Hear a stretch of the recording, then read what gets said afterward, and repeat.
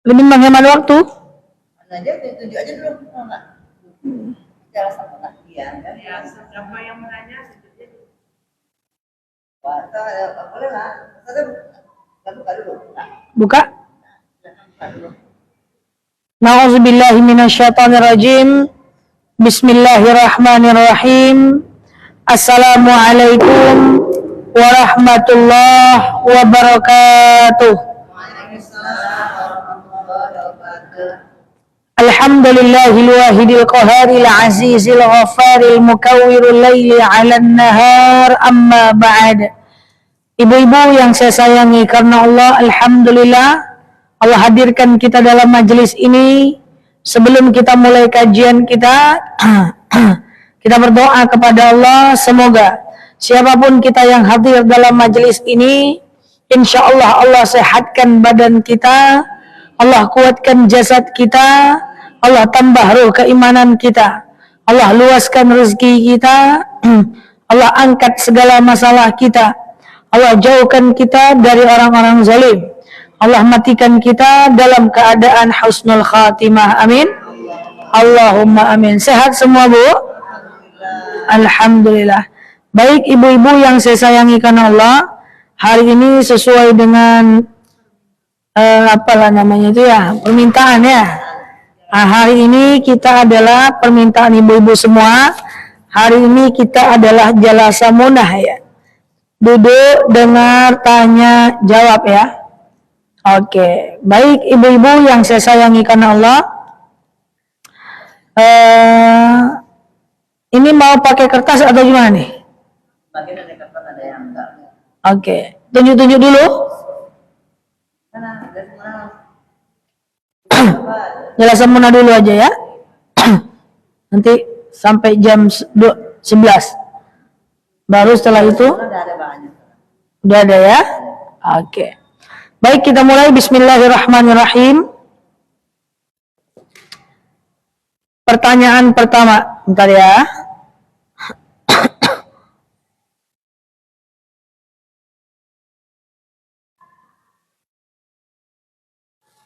Pertanyaan pertama. Kita berinfak diniatkan untuk membantu orang susah atau fakir miskin, atau kita berinfak diniatkan untuk pembangunan fisik masjid, sekolah. Ini kok kayak anak sekolah ya. Maka infak itu adalah sesuatu atau uang kita berikan untuk membangun masjid, musola, atau sekolah, atau MTS. Kalau sedekah itu adalah sesuatu yang kita berikan untuk menyenangkan orang lain dan sifatnya manusia. Kalau untuk benda mati, maka namanya infak. Clear?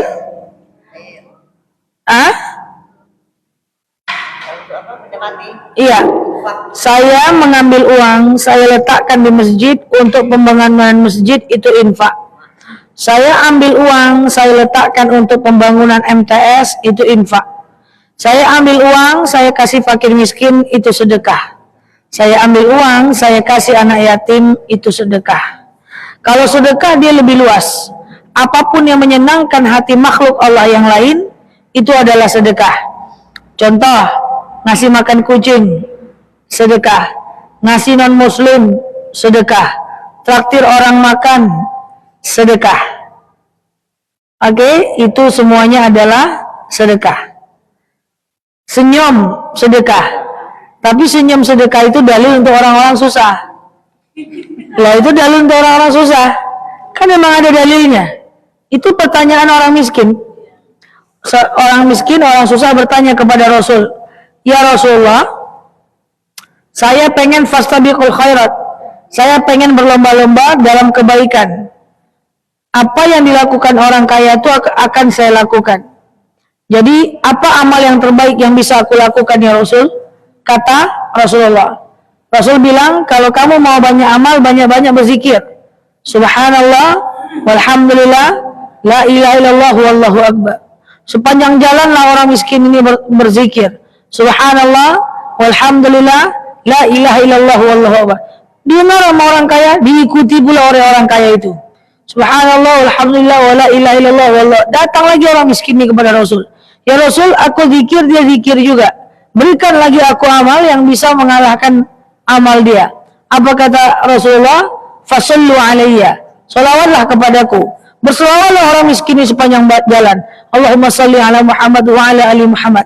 Terdengar sama orang kaya, berselawat pula orang kaya nih. Tidak lama setelah itu orang kaya itu sedekah. Proteslah orang miskin ini. Ya Rasul, saya zikir, dia zikir. Saya sedekah, dia sedekah. Dia sedekah, saya salawat, dia salawat. Tapi dia sedekah. Saya nggak bisa sedekah. Berikan saya amal yang sama dengan yang bisa mengalahkan pahala sedekahnya dia atau menyamainya. Apa kata Rasul? Qul tabassamuka fima akhaka shadaqah. Senyummu kepada saudaramu adalah sedekah. Jadi senyum itu sedekah, tapi itu dalil untuk orang susah. Orang senang jangan sedekah, ya tak kenyang orang dengan sedekah itu. Walaupun orang kaya senyum tetap sedekah, tapi itu dalil muncul karena pertanyaan orang susah. Nah, jadi mentraktir teman itu sedekah. Sedekah itu lebih lintas, ke non muslim sedekah. Maka kemarin saya ceramah, saya teringat ada 3 hal yang membedakan antara orang Islam dengan orang-orang Arab yang ngerti agama Islam, antara orang kita dengan orang Arab yang ngerti agama Islam. Saya kalau ke Mekah, saya selalu pergi ke pemukiman penduduk ya. Itu orang-orang asli Arab itu ada 3 perbedaan dengan kita. Yang pertama adalah mereka kalau di musola-musola kecil, itu kalau mengumumkan orang pengajian, itu berebut mic-nya. Bertarik-tarik, berebut mic. Karena mereka tahu bahwa ketika ayo kita ke masjid, ustaz kita udah datang, itu adalah amal jariah. Ketika orang datang karena suaranya, dia dapat pahala karena kedatangan orang. Dan kalau orang itu mengamalkan, maka dia akan dapat pahala yang sama. Jadi mereka itu merebut mic kalau sudah mengajak orang kepada kebaikan. Kalau orang enggak, berebut juga, tapi kau aja lah. Sudah tuh mic-nya nggak usah didengar orang luar. Dalam aja, itu mulia ya. Yang kedua, apa perbedaannya? Orang yang ngerti agama di Arab sana, itu kalau traktir makan kawan, pas membayarnya berebut. Bertarik-tarik, jelungkang. Kalau kita pura-pura tak tahu. Karena kenapa? Tahu menyenangkan hati orang, itu luar biasa bagus. Sedekah. Orang senang ditraktir, kita juga dapat pahala sedekah mengeluarkan uang. Yang ketiga perbedaannya, merawat orang tua bagi orang-orang yang ngerti di sana, itu berebut sampai ke pengadilan, memperebutkan merawat orang tua. Coba. Mereka tahu itu pahalanya besar. Sampai ke pengadilan, biar adil. 2 bulan di sini, 2 bulan di sini. Pokoknya mereka itu ngerti tentang makna sedekah. Dan kemuliaan terbesar ketika kita sudah dewasa adalah merawat orang tua. Karena mereka ngerti. Inilah hal yastawil ladina ya'lamuna ma la ta'lamun. Inilah perbedaan orang mengerti dengan orang yang nggak mengerti, sikapnya jadi berbeda.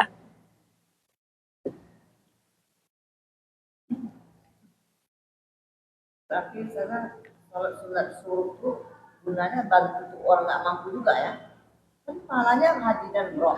Ya itulah ibaratnya nggak mampu haji umroh, lakukanlah sholat syuruk. Tapi bukan berarti orang kaya sholat syuruk nggak dapat pahala. Bisa double dia. Oke? Paham? Senyum ya? Tapi jangan senyum orang susah, jangan. Kalau mau Oke, apakah setiap kita memberi pertanyaan ketiga? Entah keberapa ini. Apakah setiap kita memberikan infak atau sumbangan yang dimasukkan ke kotak infak masjid harus selalu diucapkan niatnya? Niat tidak harus diucapkan karena infak tidak harus ijab kabul. Sengaja aku berinfak sunnah atasku lillahi ta'ala, itu kan niat, tidak harus. Tapi yang lebih tepatnya adalah setiap berinfak usahakan melakukan wasilah. Bahasa lainnya adalah doa. Itu beda. Niat nggak perlu doh. Karena untuk infak tidak perlu ijab kabul. Sengaja aku berinfak, enggak usah, itu kan niat. Nawaitu infak, itu kan niat. Maka niat tidak perlu. Maka ibu mesti bedakan mana niat, mana doa. Kalau niat, sengaja aku makan sahur, itu niat. Sengaja aku sholat zuhur, itu niat. Aku serahkan infakku, itu niat. Aku serahkan zakatku, itu niat. Jadi berinfak tidak perlu berniat. Cukup kita tahu itu infak, sudah cukup. Cuman perlu berdoa. Ya Allah, aku infak. Dengan infak ini, lapanglah kuburan orang tuaku.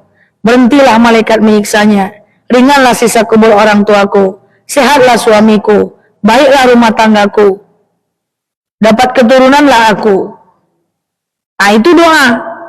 Nah, untuk berdoa saat berinfak, tidak harus di depan kota amal. Lama-lama pula depan kota amal. Nah, biar afdal tidak. Di depan kota amal, bukan mustajab doa.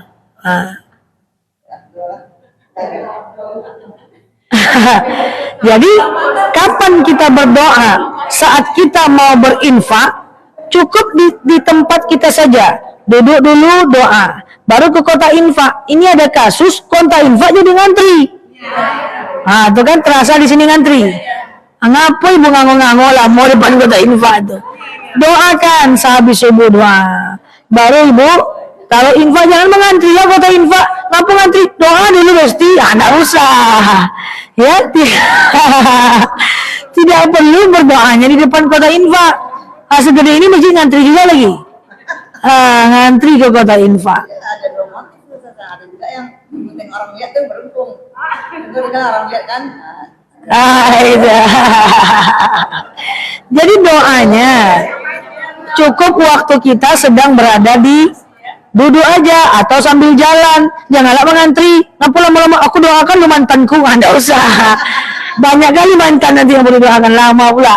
Jadi lebih tepatnya infak tidak perlu melafazkan niat, tapi perlu berdoa. Wajib enggak? Ya enggak, sunnah saja. Cuman kalau enggak kita ucapkan, enggak kita doakan, sayang kan? Itu ada kasus, Ustaz, ada kasus. Uang itu udah dari masukan ke bank dari jalan ya, baru ingat, aduh belum. Kita nyusul doanya boleh, niatnya belakangan baru ingat. Ibu maunya boleh enggak? Jadi kalau kita berinfak, niat doa itu, doa yang kita lakukan itu di awal. Dari rumah udah boleh. Lupa yang lalu biar berlalu. Itulah makanya dibiasakan berwasilah atas setiap kebaikan kita. Ya Allah, saya sedekah. Dengan sedekah ini, lapanglah kuburan mak saya, ringanlah sisa kuburnya. Makin gantenglah suamiku, itu aja modelnya. Kalau kayak gini dari rumah dan doa niat kan, salah. Lupa aja belum. Astagfirullahaladzim. Ini lebih parah lagi. Udah doa, pengen infak, nggak dicemplungin. Besok lagi diulang. Besok lagi. Ya. Berebut bertanya apa? Ya Allah, tadi lupa dengan pengen waktu sedekah tadi, ya kan ini ya, tapi udah berlalu. Nanti Allah bilang, iyalah, enggak apa-apa dong. Ini doa tuh sebelum ya. Tolonglah ya Allah, lupa tadi berdoa ya Allah, lupa kaji sedekah ya Allah, cincailah ya Allah. Ya. Kita sedekah subuh. Jadi gini kan, kami itu kan kebetulan ke masjid tuh. Jadi bapaknya aja, biasanya saya bapaknya jajan. Jadi gimana? Apakah kita dapat tuh gimana? Nanti uangnya, saya Ustazah, kami ke masjid berdua. Kami pengen sedekah subuh. Jadi yang ngasih sedekah subuh itu suami saya atau saya? Terserah, tapi suami suruh doakan ibu. Iya, nah maksudnya kita kan dapat juga pada rebutan juga kita harus bagi dua mah. Bagusnya masing-masing sih. Bagi dua uang itu. Karena ibu juga punya doa, suami juga punya doa. Soalnya saya udah bilang nanti kalau sekali doakan kita. Ibu lah, walaupun cuma 2.000, Karena kita juga perlu membiasakan diri kita memberi. Sedekah itu bukan cuma soal doanya, kebiasaan untuk lapang hati ketika duit keluar. Itu perlu diatur. Kebiasaan ketika lapang hati kalau duit keluar. Itu manfaat sedekah. Ini biar, kan sering saya bilang, duit itu letakkan di tangan, jangan di hati. Kalau letaknya di tangan, duitnya kita kasih, hati aman aja. Kalau di hati, duit keluar, hati sakit. Maka memberi itu perlu dilatih. Jadi ibu mesti sedekah juga, suami mesti sedekah juga. Supaya latihan.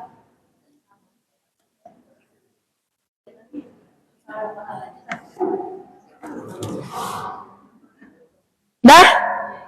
Clear Besti? Mantap? Bagi dua. Meninggalnya sama aja, kan kita berdua niatnya kan dapat. Betul. Bu Nur aja sedekah, saya nggak usah sedekah. Bu Nur bisa doakan kok pahalanya untuk saya. Itu namanya wasilah. Masalahnya saya nggak terbiasa jadi memberi. Nitip terus dengan Bu Nur. Melatih diri untuk memberi. Memberi itu dilatih. Kalau memberi itu gampang, semua orang pemurah di dunia nih. Masalahnya memberi itu sulit. Ya, kita suka pakai matematika dunia. Dilihat uang di dompet 120.000.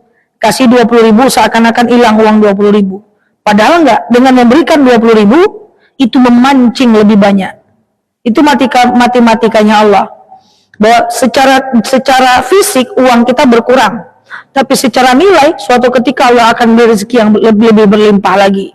Makanya cobalah, pernah enggak dengar orang miskin dengan sedekah? Enggak ada datanya.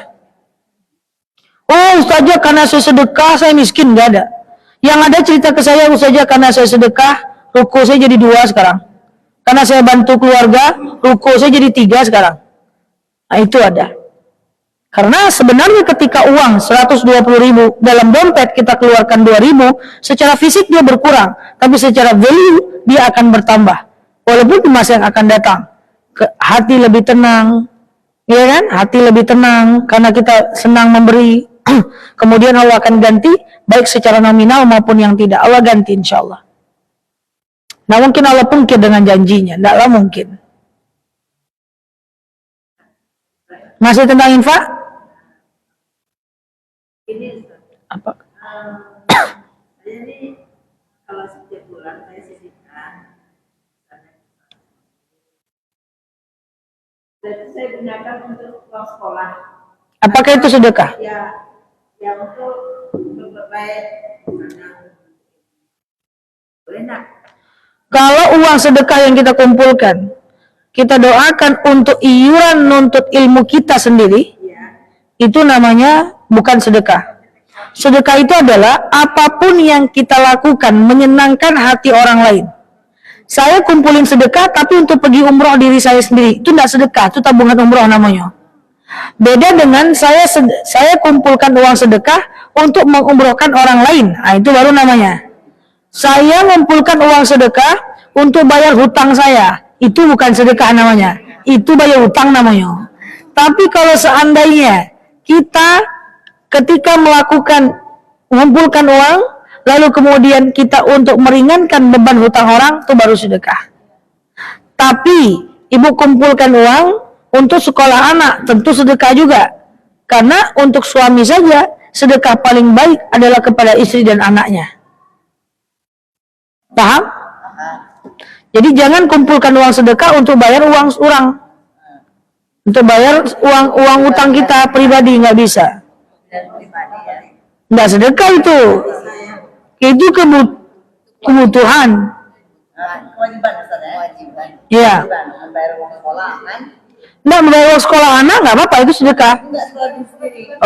Sekolah di sendiri itu nggak sedekah. Itu beda. Iya, kewajiban. Ya terus terang aja lah untuk membayar. Iya sama, itu bukan sedekah juga.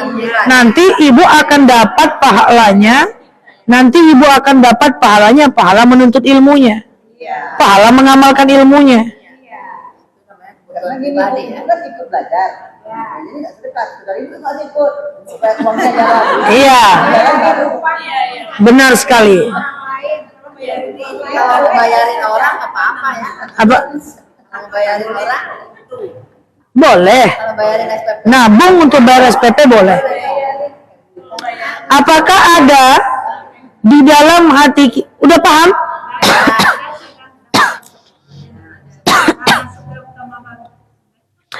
Apakah di dalam hati kita selalu diharapkan imbalan pahala dari Allah atau kita serahkan saja kepada Allah apa yang terbaik buat kita?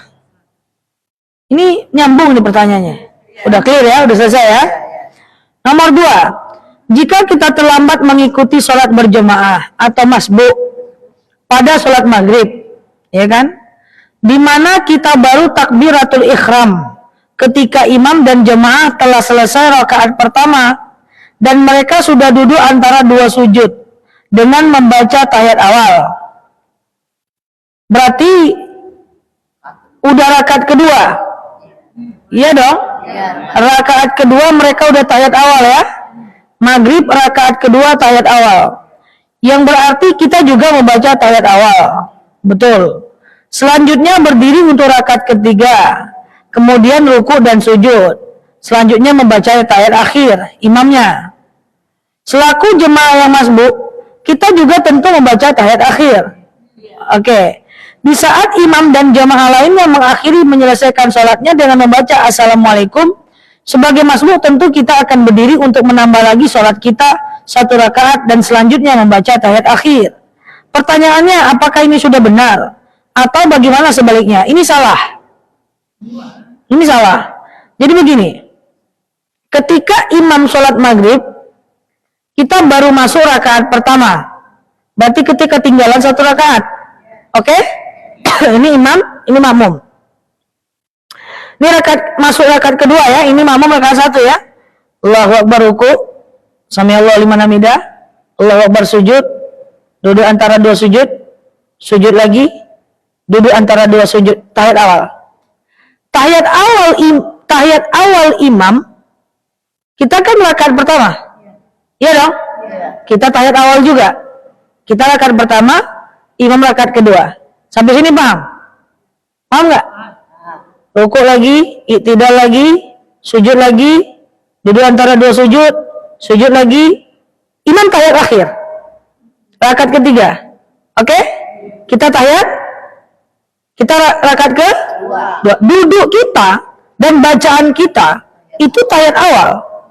Jangan duduknya tahiyat akhir karena kita masih rakaat kedua. Bacanya cuma tahiyat awal aja. Makanya ini tadi salah. Duduknya juga tahiyat awal. Tahiyat akhir boleh sekali. Tahiyat awal boleh berkali-kali. Nanti ini orang salam, baru kita naik, baru kita tahiyat akhir. Bingung? Kalau imamnya tahiyat akhir.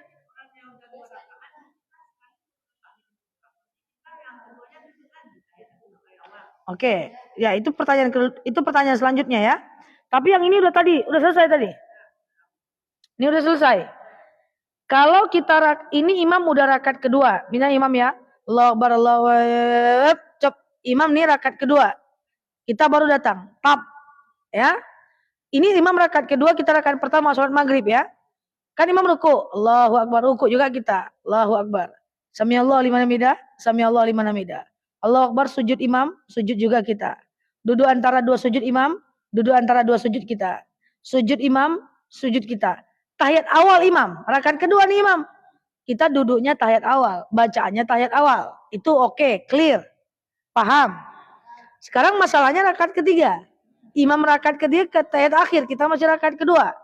Ruku imam, ruku kita. Iktidal imam, iktidal kita. Sujud imam, sujud kita. Duduk antara dua sujud imam, duduk antara dua sujud kita. Sujud imam, sujud kita.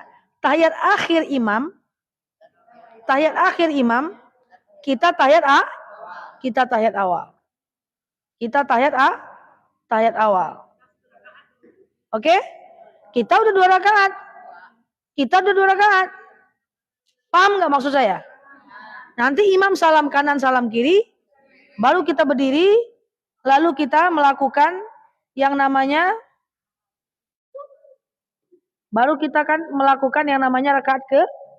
rakaat ketiga, kita tahiyat akhir di rakaat ketiga.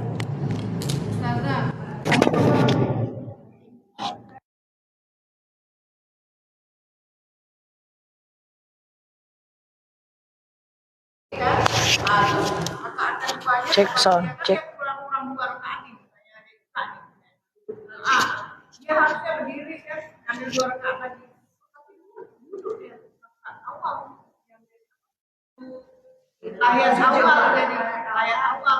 Nah, sebelum ke situ ya, sebelum ke situ.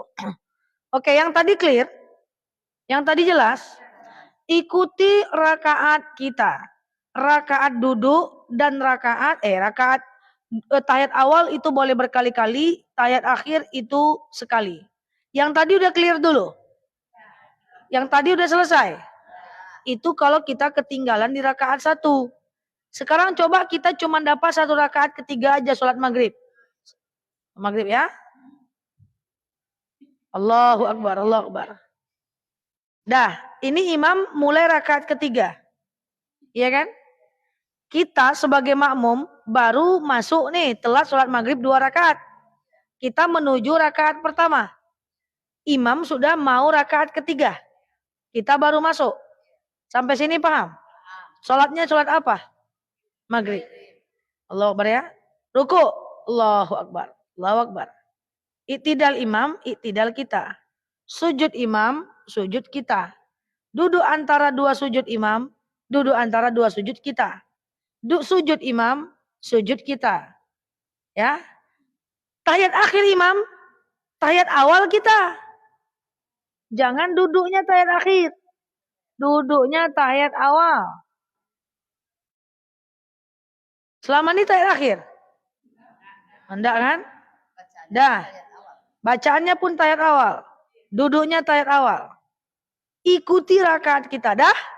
Imam salam kanan, salam kiri kan? Kita naik menuju rakaat kedua. Oke? Ruku, iktidal. Sujud, duduk antara 2 sujud. Sujud, tahiyat awal. Kan rakaat kedua. Ikuti rakaat kita. Oh salah. Ya Allah. Rakaat kedua tetap duduk. Oh gitu. Berarti selama ini naik. Bukan gitu saya. Bukan gitu Bu. Waduh. Selama ini salah. Ibu kan sholat maghrib itu. Ibu lanjutkan 2 rakaat kayak sholat subuh. Bu, ibu lanjutkan 2 rakaat kayak sholat subuh. Oh tidak, ibu kan sholat maghrib.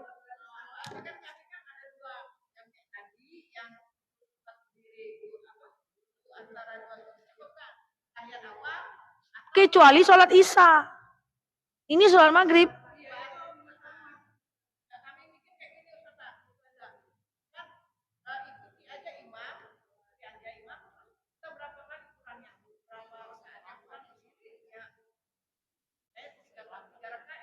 Oke, coba didengar bentar. Berapa rakaat yang terlambat? Ya, sambung. Ya, tunggu sebentar. Hello. Nanti nggak paham. 2 rakaat, berapa rakaat yang terlambat? Nanti disambung. Kan gitu ceritanya. Betul, ibu sholat maghrib kan kurang 2 rakaat lagi. Masalahnya maghrib itu rakaat kedua dan ketiganya duduk. Ini maghrib bukan witir. Waduh, bahaya juga ini. Untung nih dibahas nih. Berarti salah selama ini Ibu. Salah, saya ulang lagi. Ulang, itu kasusnya boleh kayak gitu. Tetapi pada saat sholat isya. Kita ulang ya. Oke.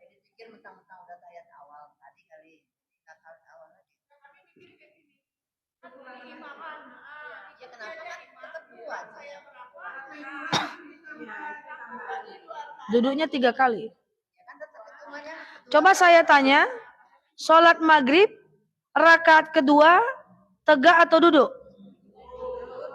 Sholat maghrib rakaat ketiga tegak atau duduk?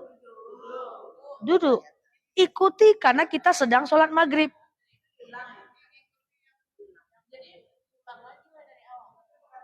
Nah ini kan udah lewat, udah terjadi. Oh ibu bingung? Coba. Yang bingung, dengar dulu.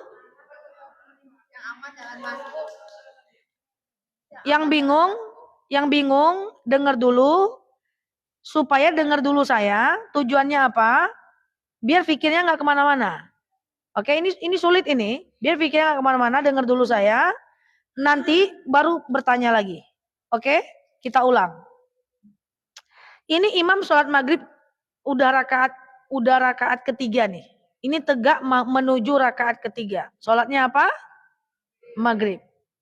Kita baru datang nih Mas Bu. Kita menuju rakaat pertama karena kita baru mulai. Kan gitu. Imam ruku, kita ruku. Imam tegak, kita tegak. Imam sujud, kita sujud. Imam duduk antara dua sujud, kita duduk antara dua sujud.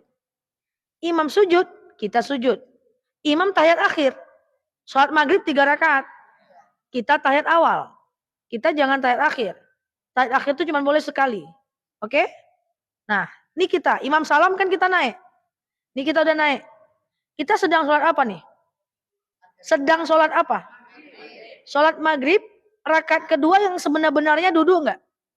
Duduk. Jadi, Allahu Akbar, sami Allahu liman hamidah, Allahu Akbar sujud, duduk antara dua sujud, duduk. Kenapa duduk? Karena ini sholat maghrib. Gitu aja ceritanya. Rakaat kedua, semua sholat kan rakaat kedua duduk. Ibu rakaat berapa? Lagi rakaat kedua, berarti ibu duduk. Iya dong? Jangan ditambah kayak sholat subuh. Kalau ibu naik, nanti ibu jadinya kayak menganggapnya kayak sholat witir. Dah, sujud lagi. Sami Allahu liman hamidah. Sujud, duduk, sujud, tahiyat akhir. Nah, duduk rakaat keduanya ibu, tahiyat awal atau tahiyat akhir? Ibu kan rakaat kedua tadi, setelah imam salam ibu rakaat kedua. Tahiyat awal atau tahiyat akhir? Awal.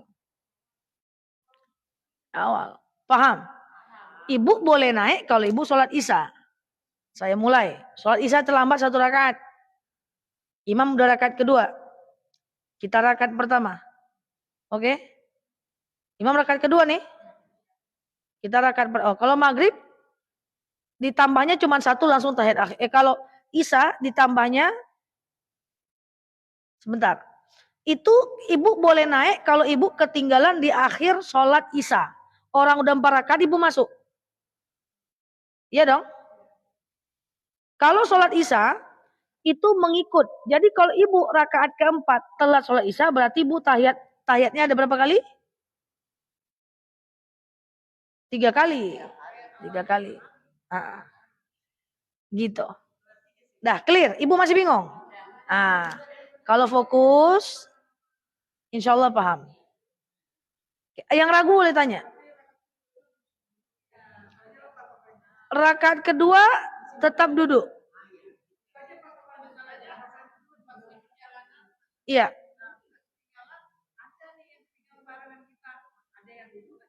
Oke, ya betul. Ya benar. Jadi ibu ragu. Ibu saat dalam perjalanan ada orang rakaat kedua, cuman dapat imam sholat maghrib rakaat ketiga, dia baru sambung dapat 1 rakaat. Imam salam kan dia nyambung sholat rakaat kedua. Waktu dia nyambung sholat rakaat kedua, harusnya duduk, ada yang tegak, ada yang duduk. Langsung ibu bingung, cuma mana nih gitu kan. Kayak bingung pas paket datang lagi sholat. Clear? Kalau belum clear, saya jawab lagi. Yang mana coba? Ya, dan duduknya itu 3 kali. Berarti 3 kali rakaat semua ikut duduk tahiyat. Persoalannya tahiyat awalnya 2 kali, tahiyat akhirnya 1 kali.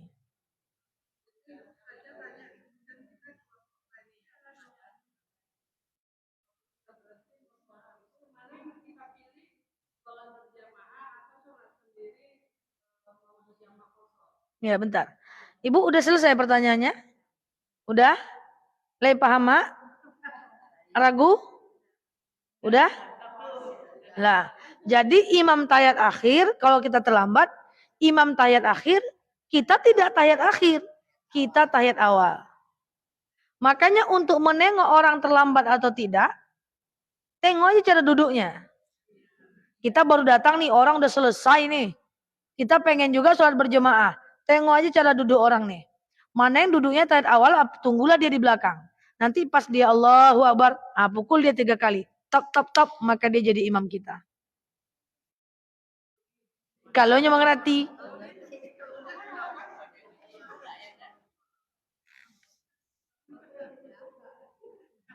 Dah? Ada apa?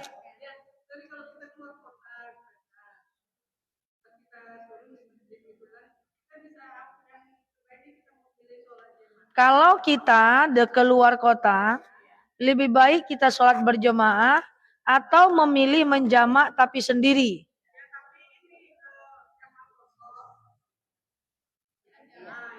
Itu kan pilihan. Mau jamak atau sholat sendiri, mau jamak atau ikut imam, terserah. Tapi bisa kok jamak ikut imam, bisa aja. Ikut imam dulu, baru lanjutkan sholat yang kedua, Ibu.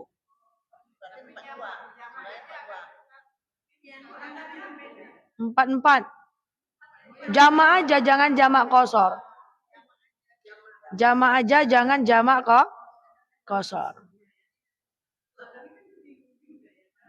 Selama ini bingung, nggak apa-apa. Ini imam sholat asar.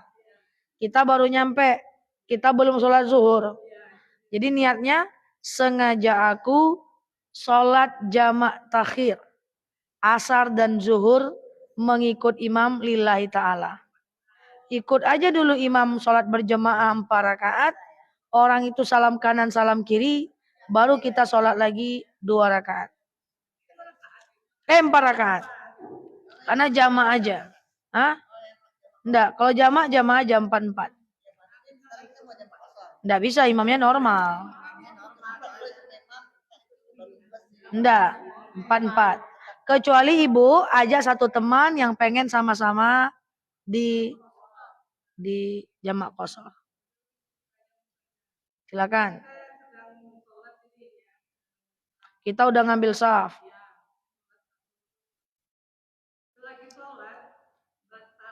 Iya.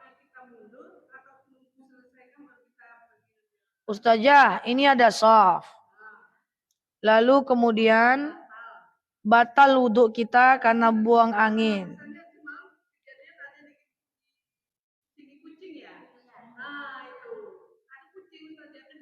Dia lagi sholat berjamaah, lalu batal karena wudhu atau kena dikencingin kucing yang iseng.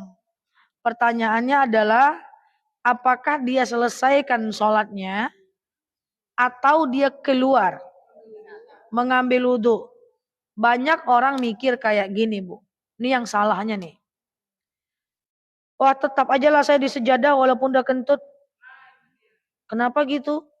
Supaya saf orang tidak putus. Itu salah. Masa udah batal sholat ibu lanjutkan? Masa lebih mempedulikan saf orang dibanding diri sendiri? Jadi yang ibu lakukan adalah ibu ambil wudhu cepat. Keluar ambil wudhu. Syukur-syukur. Setelah ngambil wudhu, ibu masih dapat safnya. Masih dapat sholat pahala 27 derajat. Seandainya orang sudah mengisi saf ibu karena jemaahnya cerdas dan bergeser, itu yang paling baik. Tapi kalau kecerdasan jemaahnya tingkat medium, maka ambil aja tempat yang kosong itu lagi.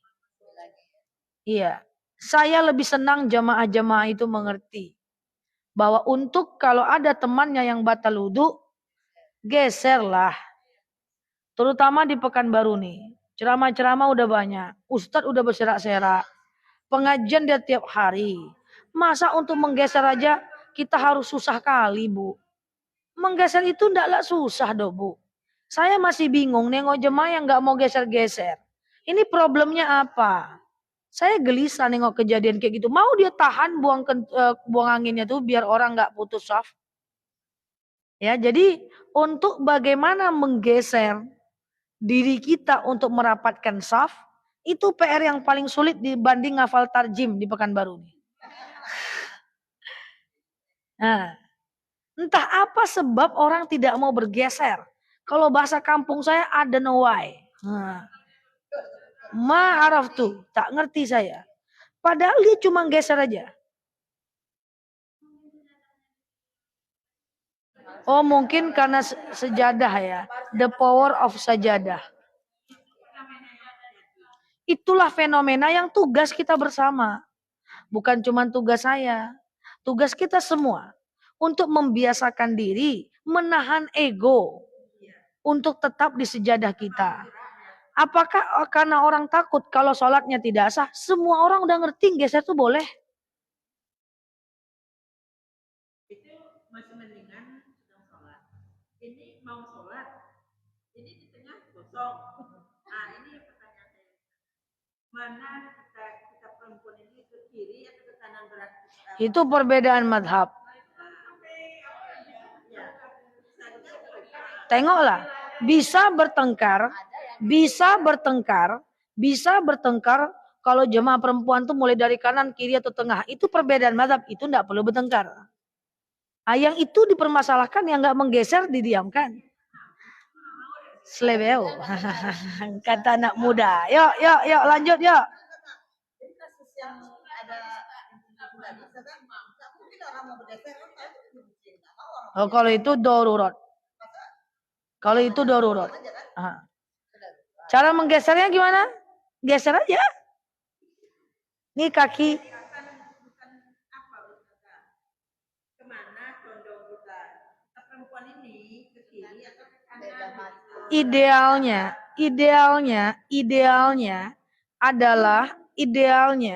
adalah dari kiri ke kanan. Tapi itu idealnya. Seandainya yang pendek, bagusnya yang pendek, yang geser ke kanan.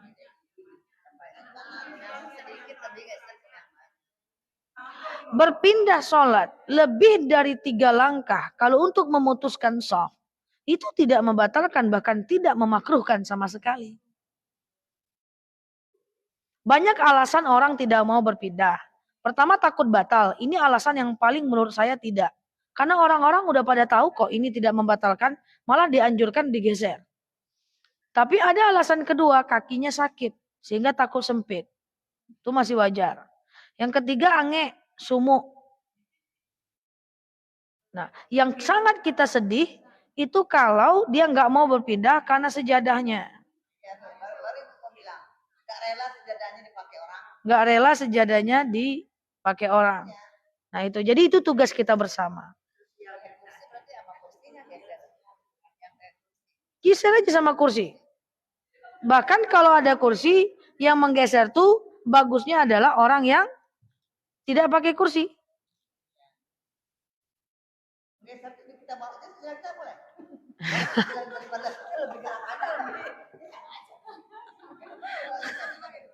Geser bawa sejadah ya. Sempet-sempetnya geser bawa sejadah. La ilaha illallah. Ya Allah. Ya. Yang nggak dibolehkan itu ada yang nguap itu kata Ustaznya ada pernah saya dengar harusnya ditahan gitu ya. Gimana? Kalau memang kurang tidur dia nguap aja gimana? Ustazah, katanya kan kalau menguap itu makruh dalam sholat, Ustazah. Terus Rasulullah mengatakan bahwa Rasulullah itu menahan nguap saat sholat sampai apa? Sampai merah mukanya. Tapi kayak gimana kalau terlepas juga nguap tuh? Sholatnya sah. Tapi menguapnya makruh. Iya, jangan kurang-kurang tidur. Nah, itulah. Iya. Yang pakai kertas ada lagi? Mana Bu? Bawa sini Bu. Bawa sini Bu. Dia agak apa?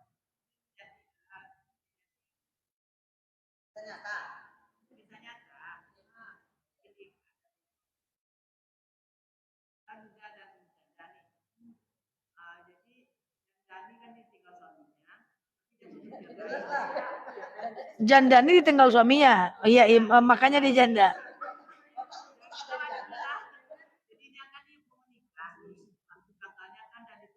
Yang mau menikah siapa? Oh, duda dan janda ini mau menikah.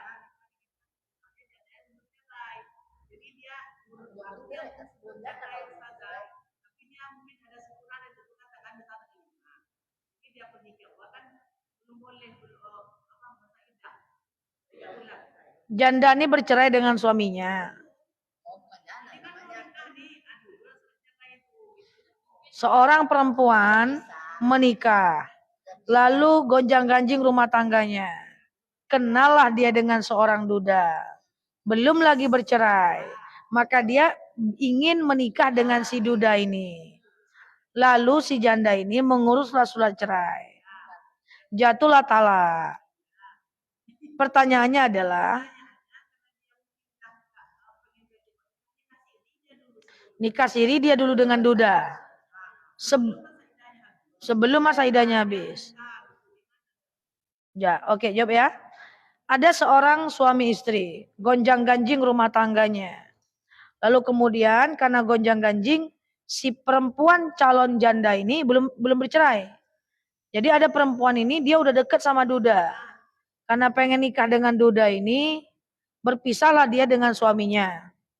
Bolehkah dia nikah dengan duda ini setelah dia pisah dengan suaminya? Sebenarnya boleh setelah lewat masa idah. Tapi masa idah itu adalah 3 bulan. 3 bulan. Enggak. Itu meninggal tuh. Ini talak. Itu meninggal. Nah, masa idah talak itu adalah 3 bulan atau 3 kali suci. Kalau dia menikah dengan duda ini dalam masa idahnya, walaupun nikahnya nikah siri, tetap tidak sah. Kalau dia kumpul, dia berzina. Kalau lahir hamil, lahir anak perempuan, anak itu bukan anak kandung bapaknya secara syariat. Karena anak itu adalah anak hasil zina. Nanti kalau lahir anak dari perkawinan yang dinikah dalam masa idah tadi, itu anak perempuannya tidak boleh dinikahkan oleh bapaknya. Ada 3 gaya zina. Pertama adalah zina lajang dengan bujang, itu zina. Ya seperti zina orang-orang. Yang kedua, termasuk zina, nikah dengan laki-laki lain dalam masa idah. Ketiga, termasuk zina adalah rujuk talak 1 dan talak 2 setelah masa idah, tidak pakai nikah ulang. Harusnya kan setelah masa idah dia mau rujuk dengan suaminya yang tadi, dia nikah ulang. Kalau dia nggak nikah ulang, dia termasuk zina. Jadi saya jelaskan dulu biar nggak bingung. Ada 3 zina. Zina seperti biasa. Yang kedua, termasuk zina. Perempuan talak 1 kan masa idahnya 3 bulan. Dalam 3 bulan ini tidak boleh menikah. Talak 2 masa idahnya 3 bulan. Kalau dia menikah dengan orang lain dalam masa idah, itu zina. Maka kalau menikah dengan orang lain, lewatkan dulu masa idah. Yang ketiga, termasuk zina, kalau dia rujuk dengan suaminya, cerai ini talak 1 atau talak 2. Kemudian dia masa idah 3 bulan. Belum baikan. Baikannya setelah masa idah. Kalau baikannya setelah masa idah, rujuknya setelah masa idah, harus nikah ulang. Kalau nggak nikah ulang, zina. Atau talak 3. Talak 3, perempuan harus nikah dulu dengan orang lain. Kalau nggak nikah dulu dengan orang lain, rujuk gitu aja dengan suaminya, zina lagi. Pertanyaannya adalah, gimana cara saya menyampaikannya? Kalau setelah 3 bulan nikah lagi, nikahnya formalitas. Kalau nikahnya setelah 3 bulan nikah lagi. Tapi dari siri sampai dia nikah lagi, dia berhubungan, itu zina. Nggak ada dong. Udah hamil belum dalam 3 bulan? Ya kalau udah hamil. Astagfirullahaladzim, udah tua-tua padahal ya. Gitu ya. Orang tua-tua gitu juga ya.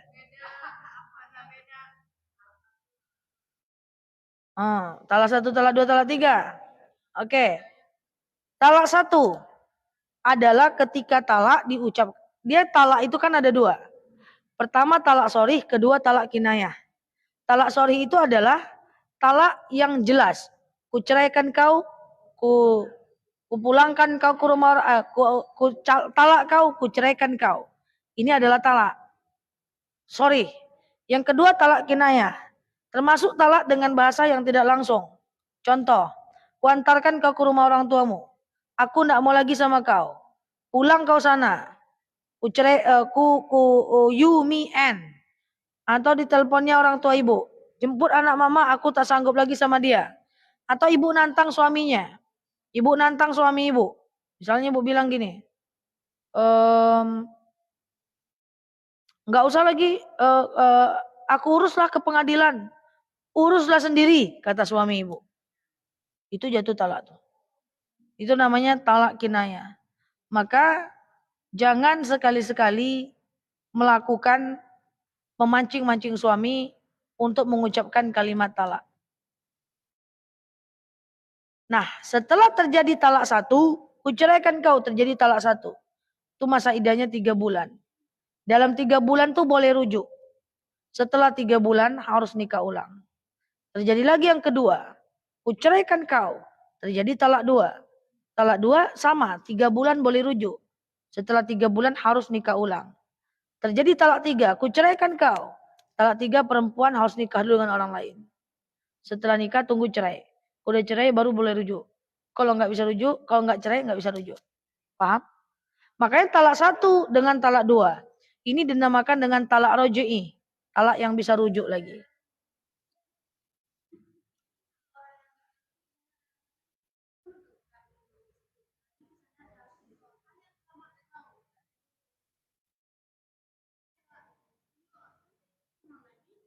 Nah itu rujuk, kan boleh dia rujuk lagi.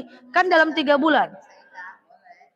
Antarkan aku ke rumah orang tuaku. Atau urus surat cerai. Uruslah sendiri. Nanti aku tanda tangan. Jatuh talak. Tapi kan rujuk lagi. Rujuk lagi dalam 3 bulan kan boleh.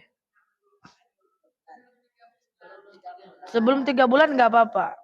Makanya kalau punya anak gadis, dia bertengkar dengan suaminya, terus dia pulang ke rumah, nanti ibu biarkan dia tenang dulu.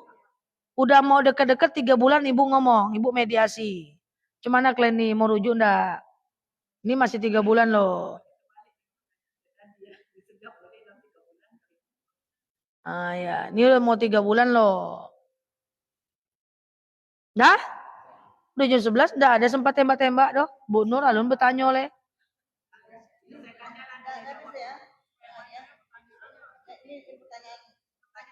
Saya ini sangat berkualitas. Ini asik-asik kalau ceraikan cerita Allah aja. Ada luas.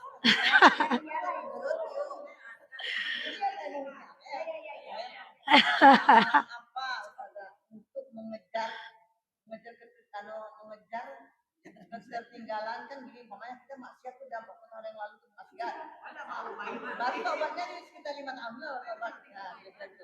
Sekarang mengejar udah 60 lebih. Pertama sampai 80. Amalan yang bisa mengejar yang amalan yang Cek sama. nasihat ya, amalan nasihat. Wow. Ustazah, kami kan maksiat udah 40 tahun lebih. Kami pengen bertaubat nih. Bagaimana caranya mengejar ketertinggalan amal. Supaya amal kami ini lebih banyak dibanding maksiat kami yang dulu. Taubat itu bukan soal waktu. Taubat itu bukan seberapa panjang kita melakukan kemaksiatan dan seberapa panjang waktu kita melakukan kebaikan. Taubat itu soal kualitas, bukan kuantitas.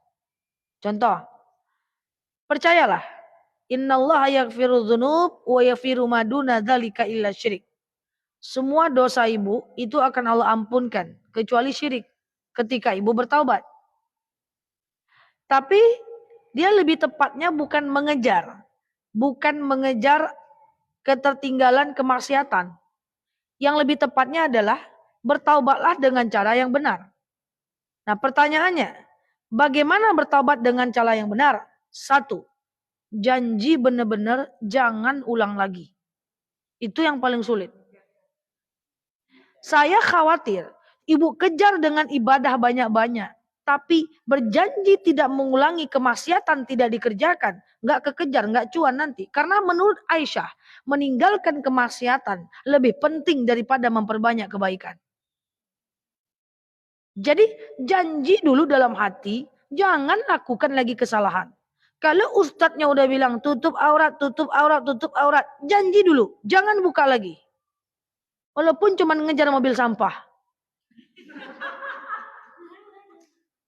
Yang ibu maksudkan begini, amal apa yang kami lakukan supaya banyak amal? Saya khawatir amal banyak, sholat banyak, yang ini nggak ditinggalkan, tetap bocor dia. Kayak ibu menangguh ayah, bocor ke bawah.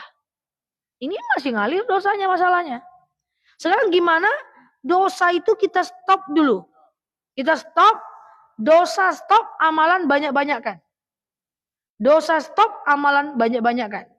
Karena menyetop dosa lebih baik daripada memperbanyak kebaikan. Ibu amal, ibu jalan. Tapi kalau masih buka aurat, dosa ibu juga jalan. Bocor dia. Tuh. Jadi,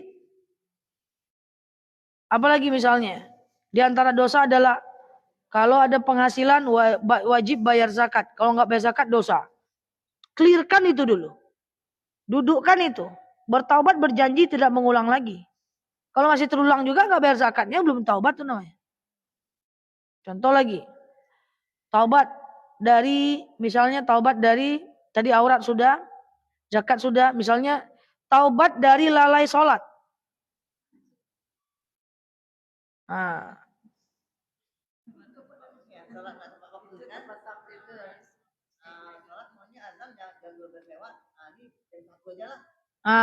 Tunggu dulu. Apa itu lalai? Ayo kita lanjutkan si taubat ini dulu, baru ke si lalai. Berjanji tidak mengulang lagi. Yang kedua, mengisi hari menyesali yang terjadi. Jelas kita nyesal. Ketiga, mengisi hari dengan ibadah. Coba ibu, kalau sudah tinggalkan kemaksiatan, lalu ibu isi hari dengan ibadah, daging nggak tuh? Mantap nggak tuh? Yang nggak mantap itu maksiat masih jalan, ibadah jalan, bocor. Bocor taubatnya. Walaupun bocor halus tetap bocor. Saya taubat saja banyak mengaji, banyak majelis taklim, banyak sholat sunnah, banyak sedekah subuh, masih buka aurat, bocor, berdosa juga. Jadi dosa ini di stop. Kan tadi ibu mau ngejar pertanyaannya. Maka kebaikan ibu perbanyak. Baru memperbanyak melakukan sholat sunat taubat. Sampai sini clear. Jadi sebenarnya bukan soal waktu. Kalau masih bocor ibu banyak melakukan kemaksiatan, ibu banyak juga melakukan kebaikan, waktu yang dibutuhkan taubat lebih panjang. Tapi kalau udah ibu stop berjanji tidak melakukan kemaksiatan, lalu ibu banyak-banyakkan berbuat kebaikan, waktunya makin pendek karena nggak bocor. Gitu.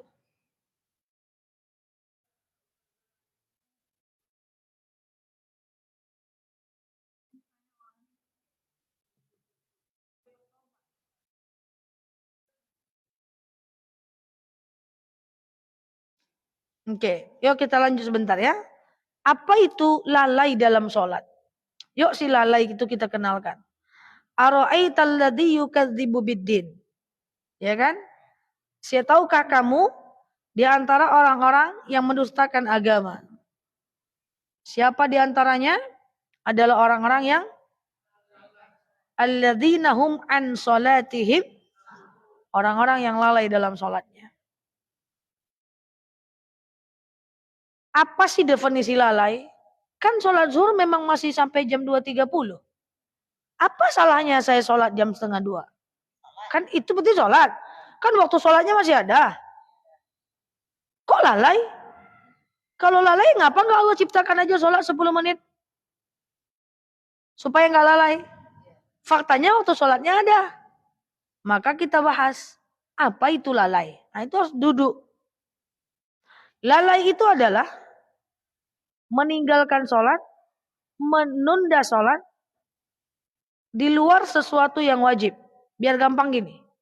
Misalnya ibu mau sholat, datang suami manggil, Dek, ibu datang dulu ke suami, dia minta pijitkan, ibu pijit dulu, baru ibu sholat. Itu tidak lalai, karena itu juga wajib.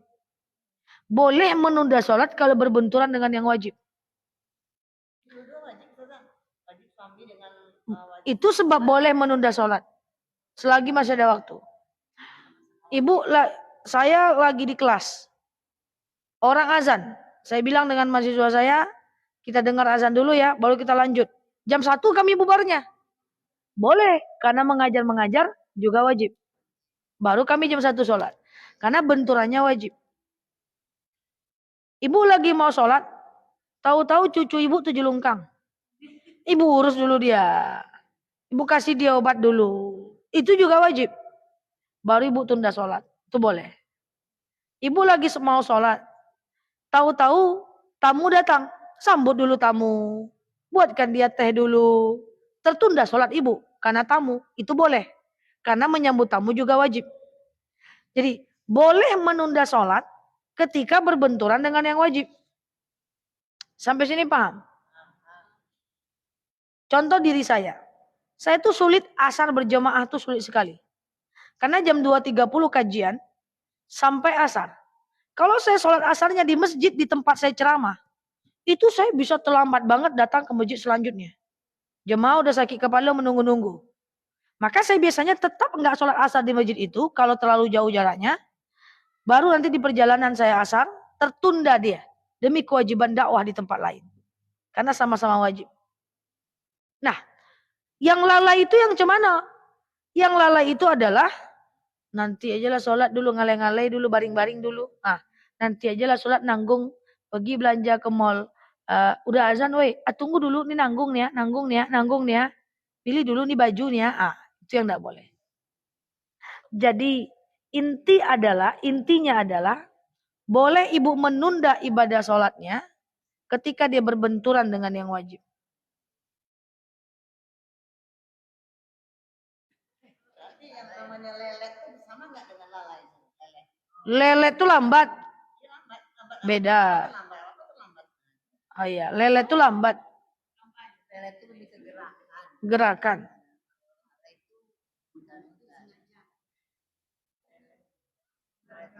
lambat datang.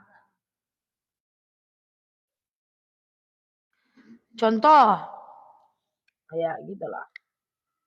Ya gitulah pokoknya. Saya lagi. Iya. Iya. Iya.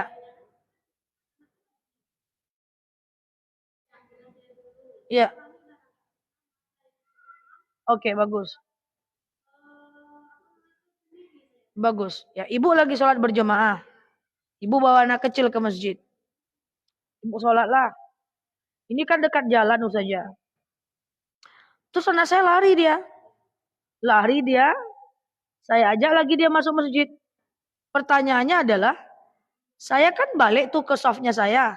Pertanyaannya adalah, setelah saya kejar anak saya lagi sholat berjamaah, rupanya anak saya lari. Saya angkat dia, saya masukkan ke masjid. Saran saya adalah, masuk lagi ke saf, lanjutkan sholat. Gak apa-apa. Ikut imam lagi. Selagi ibu gak ngomong. Tapi kalau ibu ngomong, jangan keluar lagi nak, batal ibu sholat.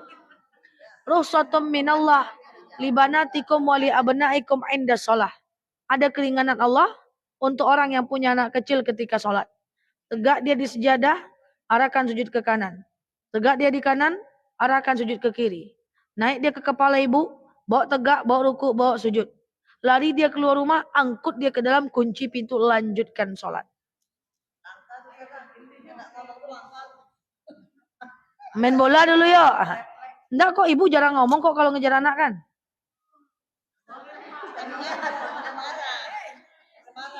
Oh, sampai marah. Kalau udah sampai marah nggak bisa, harus ulang sholatnya.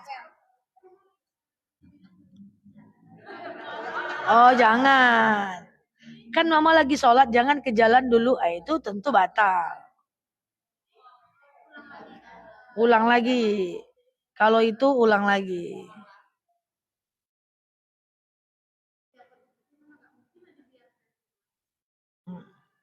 Iya. Apa?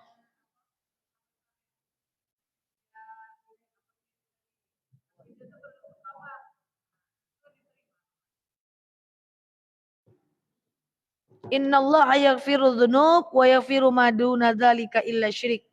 Allah akan mengampunkan semua dosa kecuali dosa syirik besar. Syirik kecil masih kemungkinan diampuni.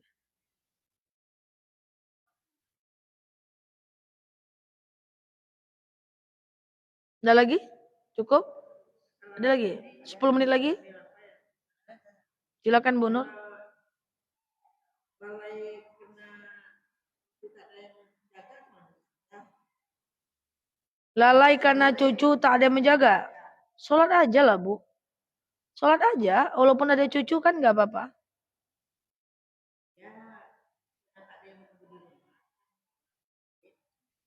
Oh itu kalau sholat ke masjid. Silakan Bu Nur.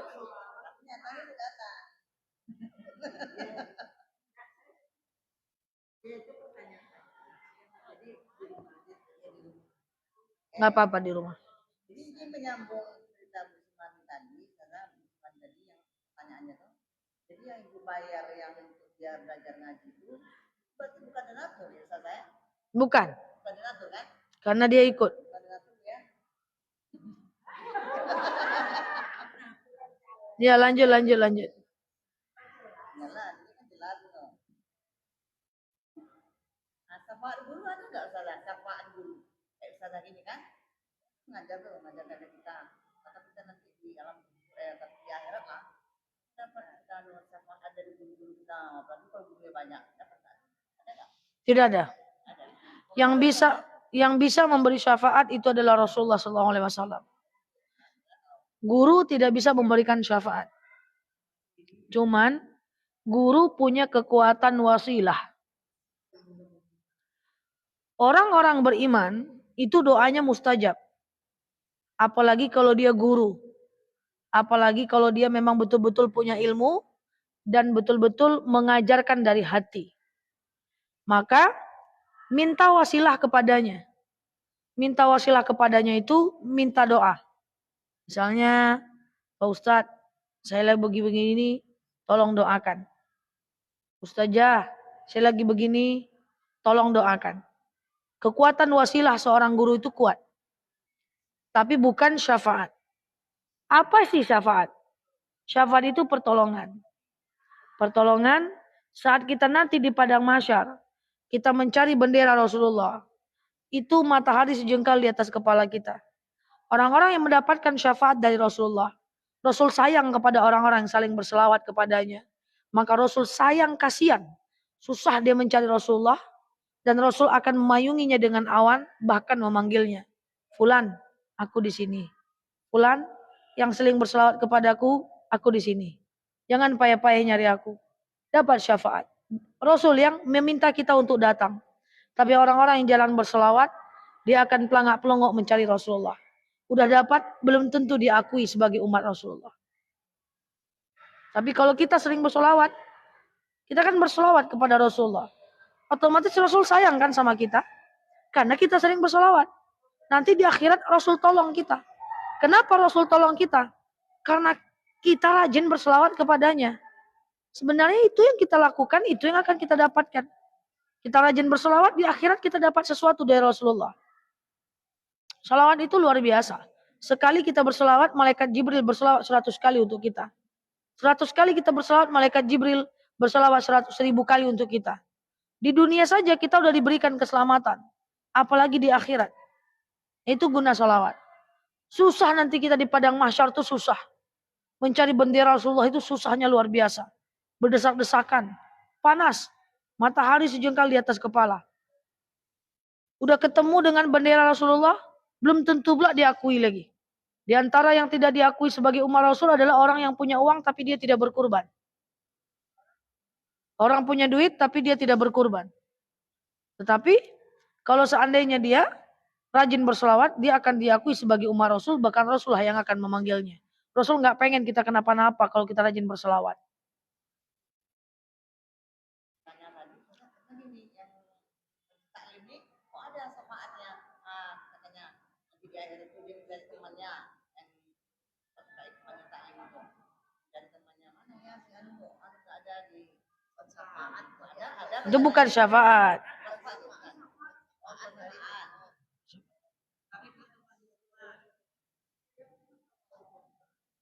Oke, ada lagi?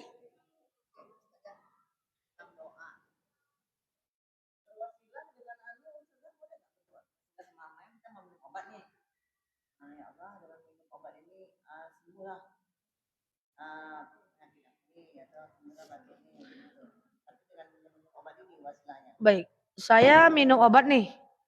Lalu saya berdoa, ya Allah, saya minum obat nih. Dengan minum obat nih, sembuhlah penyakit saya. Apakah itu wasilah? Hello, apakah itu wasilah? Ya Allah, saya minum obat nih. Dengan minum obat ini, sembuhlah penyakit saya. Apakah itu wasilah? Itu doa namanya. Itu bukan wasilah. Kalau wasilah itu apa? Wasilah itu adalah menjadikan amal kita. Kita beramal dulu. Baru kita doa. Ya Allah, aku baca sholawat. Dengan sholawat ini sembuhlah penyakitku. Ya Allah, aku baca Al-Fatihah. Dengan Al-Fatihah ini ringanlah sisa kubur orang tuaku. Ya Allah, ya Tuhan, saya sedekah. Dengan sedekah ini sembuhlah orang tuaku. Kalau minum obat, minta disembuhkan, itu adalah doa. Tapi kalau sedekah, minta disembuhkan, itu wasilah. Ikhtiar itu usaha.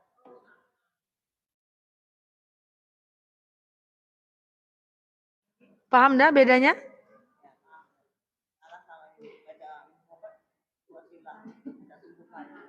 Itu berdoa. Itu berdoa namanya.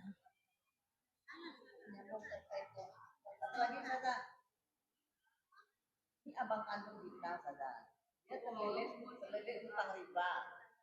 Kita tolong mau kita karena dia uang. Nggak ada uang nih, nggak ada mas. Mas kita pinjamkan sakit abang kandung kita yang terlilit. Nah itu.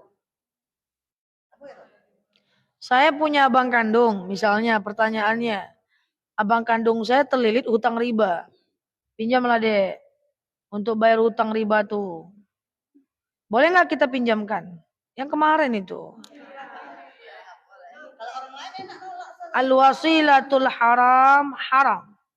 Yang menghantarkan dan memfasilitasi atau memudahkan orang kepada keharaman adalah haram. Nggak bisa. Jangan. Ibu melepaskan orang dari kemaksiatan, ibu yang berbuat maksiat. Jadi kalau mau bantu dalam hal lain aja. Oke?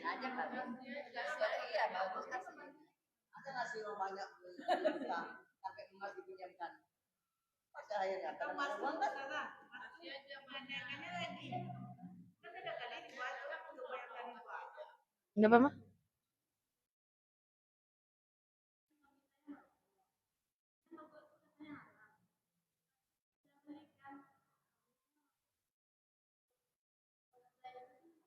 Itu enggak apa-apa. Itu masih makruh. Makruh muakkad. Makruh. Enggak. Ya, silakan.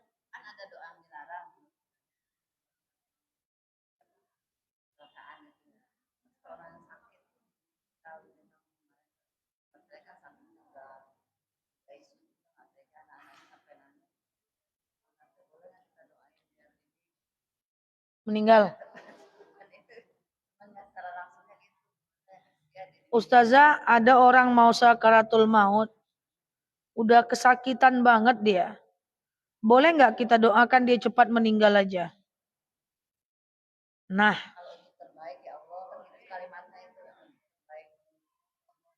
Iya, boleh aja. Jadi gini. Ya Allah,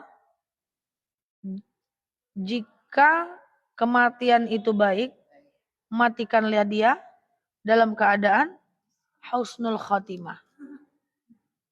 Tapi sebenarnya itu bukan doa minta mati. Kita lagi hidup aja sering, matikan aku dalam keadaan husnul khotimah. Oke? Berharap ya, berharap dia daripada tersisa gitu.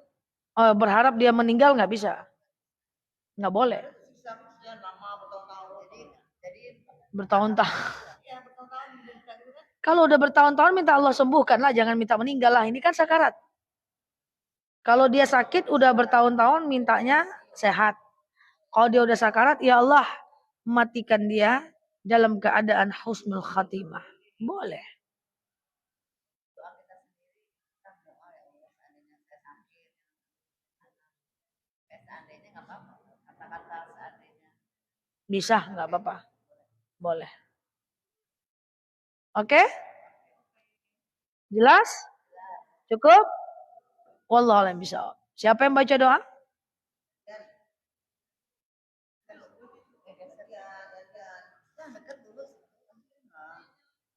Ya, silakan. Saya tutup dulu ya. Wallahu a'lam bishawab. Subhanakallahumma bihamdika nasyhadu an la ilaha illa anta nastaghfiruka wa natubu ilaihi. Assalamualaikum warahmatullahi wabarakatuh. Silakan.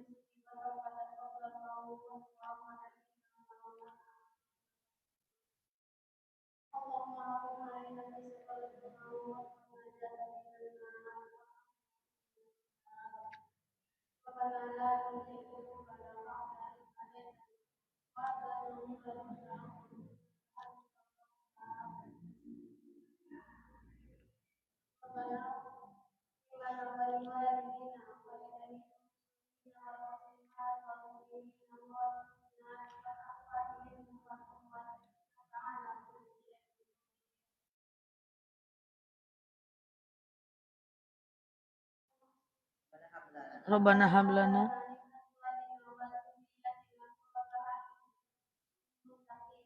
waj'alna